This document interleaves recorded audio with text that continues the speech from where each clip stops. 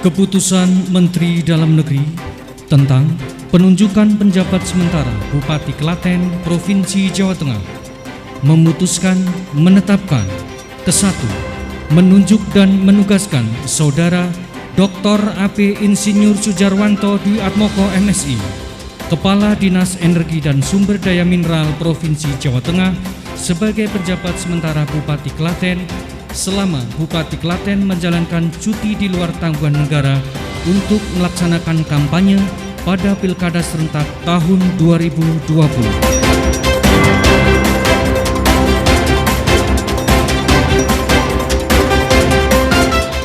Kembali ke Kuping Panas. Kumpulan info penting yang lagi panas.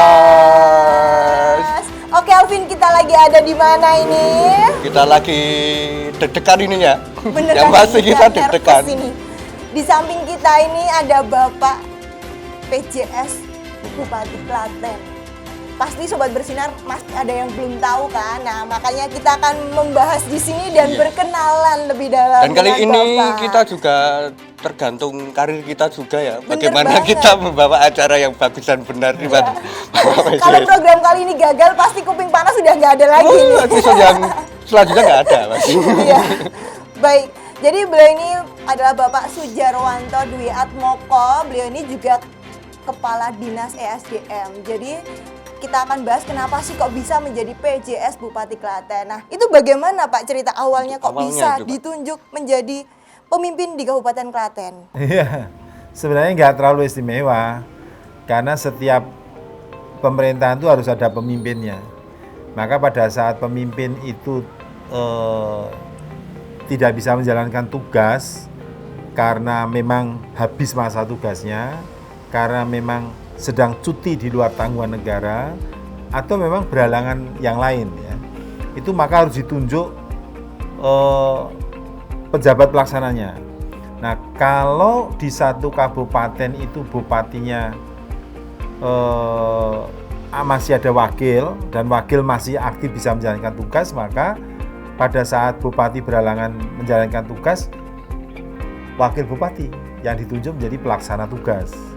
Nah, tapi kalau seandainya wakil juga tidak ada, maka Menteri Dalam Negeri itu bisa menunjuk pelaksana tugas atas usulan gubernur. Nah, untuk kasus saya ditugasi Pak Gub saja. Seperti apa ya, tiba-tiba aja. Tiba-tiba, kamu sudah harus bertugas di sana, ya dikukuhkan oleh gubernur atas surat keputusan Mendagri tentang penunjukan penjabat sementara Bupati Klaten. Nah, kriterianya nggak ada kriteria, yang kriterianya satu aja, pejabat eselon 2A. Gitu.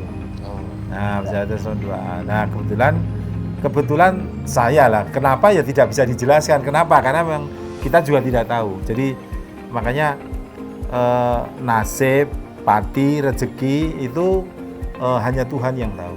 Benar sekali. Nah Pak, ini kan bedanya seperti ini Pak. Bapak sebagai penjabat sementara menggantikan bupati definitif, berarti kan ya Pak. Ya. Nah, kewenangan dan kewajiban Bapak itu sejauh mana? Ya, sejauh menjalankan tugas-tugas untuk kepemerintahan ya. Tapi untuk hal-hal yang prinsipal, misalnya saya di dalam kepegawaian lalu mindahin ya, kamu tak jadikan sekda gitu ya, kamu tak jadikan asisten, itu nggak bisa. Amin, diaminin dulu ya, siapa tahu beneran gitu. Nggak bisa. Nggak bisa tapi. Nggak bisa. Jadi ada batas-batas kewenangan. Yang terpenting adalah pelaksanaan pemerintahan umum itu berjalan baik. Nah, saya memang mendapatkan mandat dari keputusan itu dan pengarahan Bapak Gubernur untuk menjalankan tugas sebagai penjabat sementara Bupati Klaten. Paling tidak ada 3 hal. Pertama, pastikan bahwa pemerintahan umum berjalan ya. Kedua, ini adalah masa pandemi Covid, maka pastikan juga pelaksanaan untuk antisipasi penularan yang lebih luas dan penyelesaian atas penanganan COVID-19 berjalan dengan baik. Syukur segera selesai gitu ya. Kemudian yang ketiga adalah akan pelaksanaan pemilihan kepala daerah langsung yang nanti tanggal 9 Desember puncaknya, tapi ini kan masa kampanye. Nah, ini juga agar dipastikan itu semua berjalan dengan baik. Nah, 3 hal ini yang dipesankan Bapak Gubernur dalam pengarahan pengukuhan atas keputusan Mendagri untuk saya bertugas sebagai penjabat sementara Bupati Klaten. Pemerintahan yang berjalan itu pasti ada ritme. Bagaimana sih Bapak membawa Kabupaten Klaten ini selama 72 hari ini, mau dibawa ritmenya seperti apa ini Pak? Ya, yang penting kalian semua bekerja itu sudah baik. Nah, tapi memang kita tahu dalam masa di akhir seperti ini ada tugas-tugas strategis, ada tugas-tugas keseharian. Kalau tugas-tugas keseharian pasti semua berjalan. Karena misalnya di sektor pertanian, ada kepala dinas pertanian. Di sektor industri UMKM, ada kepala dinas industri perdagangan dan koperasi dan UKM gitu. Di bidang jalan, sungai, pengairan, ada kepala dinas pekerjaan umum dan perumahan rakyat. Jadi semua pasti berjalan. Nah, tetapi dalam perjalanan itu barangkali ada hal yang mereka mesti harus mendapat sinergi antar dinas. Nah, disinilah kemudian sebenarnya peran jabatan lebih tinggi untuk mensinkronisasi dan mengharmonisasi berbagai pelaksanaan programnya. Tapi sekali lagi, saat ini sedang ada hal yang strategis. Pertama adalah Pemkab Klaten sedang akan melakukan review tata ruang. Perda tata ruangnya akan direview dan review tata ruangnya sedang berproses. Nah, kedua, bahwa ini saatnya untuk menyusun APBD 2021. Nota keuangan, kebijakan umum anggaran dan plafon sementaranya sudah disepakati antara Bupati dengan DPRD. Nah, setelah itu kan serta-merta harus diajukan RAPBD-nya. Nah, menyusun RAPBD sampai mengesahkan ini harus selesai sampai nanti 1 bulan sebelum berawalnya tahun anggaran berjalan gitu. Jadi kalau berjalannya 1 Januari maka 1 bulan sebelumnya 30 November. Ini harus selesai gitu. Nah, padahal sampai saat 30 November nanti pejabat definitifnya masih belum selesai menjalankan kampanye yang cuti di luar tanggungan negara. Maka ini juga hal strategis kan, menyangkut tahun depan. Nah, kemudian ada yang satu lagi adalah penyusunan RPJMD teknokratik ya. Yang RPJMD teknokratik itu memang harus jadi sebelum ada hasil pemilihan bupati dan wakil bupati terpilih. Dan RPJMD teknokratik itu menjadi bahan baku ya, untuk menjadi rencana pembangunan 5 tahun ke depan. Kenapa bahan baku? Karena ada bahan baku ini diolah menjadi RPJMD beneran. Itu setelah diramu dengan visi misi bupati terpilih gitu. Nah, itulah kemudian menjadi bahan bakunya penting nggak? Ya, namanya semua bahan baku menjadi sangat penting. Bahan bakunya agak sedikit nggak segar gitu, masakannya nggak segar, ya kan itu. Bahan bakunya untuk fondasi nggak cukup kuat, nanti kalau bahan bangunan dipasang juga nggak kuat gitu. Makanya RPJMD teknokratik menjadi sangat krusial gitu.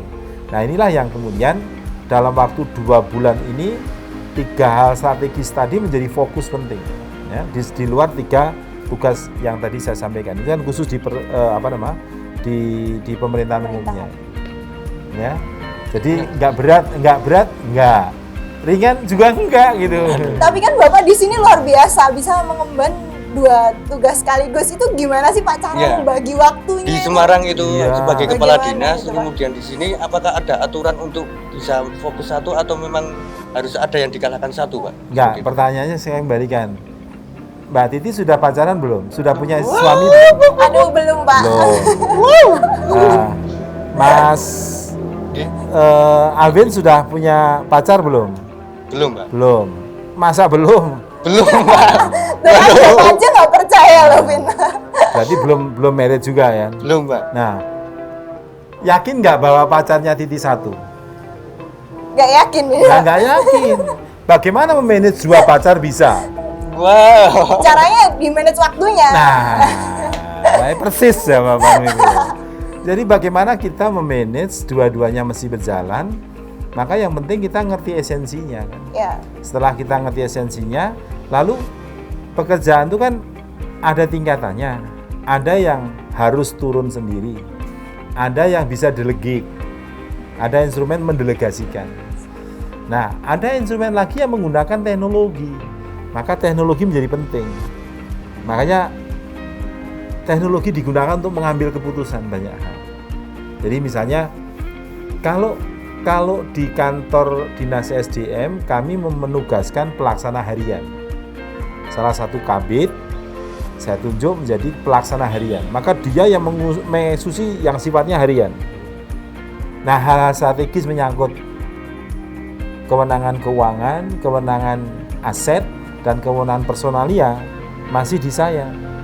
Maka yang hari-hari bisa dieksekusi langsung oleh kawan-kawan dipimpin oleh PLH. Lalu kemudian hal-hal strategis kita bisa menggunakan teknologi sekali lagi. Nah, teknologi itu misalnya penandatanganan kita sudah pakai namanya tanda tangan elektronik TNDE. Nah, di TNDE itu kan di sini tinggal belajar. Oh, ada konsep ini, diajukan ini, dibaca. Setelah dibaca kita approve, selesai, semua selesai. Jadi teknologi menjadi kata kunci. Nah, kayaknya kalian memanage pacar juga pakai teknologi kan? Aduh. Ya pasti itu, kalau nggak pakai teknologi nggak bakalan ini, Pak. Sering like dan komen di Instagram, Pak.